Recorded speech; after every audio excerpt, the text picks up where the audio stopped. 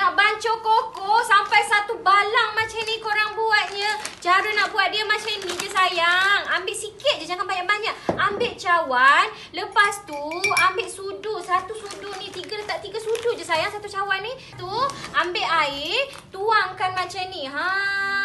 Mudah je. Senang je nak buat. Yang kena tuang sampai satu balang tu kenapa? Lepas tu kacau macam ni. Nampak tak? Ya Allah, bestnya kalau kita campur pula dengan air batu ni. Bestnya. Kelebihan sawana koko ni. Sebab apa Guci cakap bagus? Kalau korang anak-anak yang suka sangat minum air coklat tu, ni dia. Sawana koko. Kalau minum banyak pun tak akan membuatkan diorang sembelit dan malah dia akan bagi anak-anak korang tenaga. Sebab apa? Dia menggunakan barley.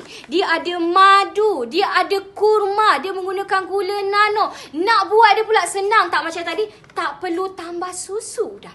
Rasa dia macam mana sayang? Sedap. Sedap. Awak pula? Sedap sangat. Sedap sangat. Nampak tak? Budak-budak kecil tak pandai menipu you all. Kalau korang ada anak-anak yang suka sangat minum coklat tapi risau kalau tak nak diorang sembelit, boleh dapatkan sawana koko dengan harga sangat-sangat promosi. Siapa yang komen di bawah saya nak sekarang?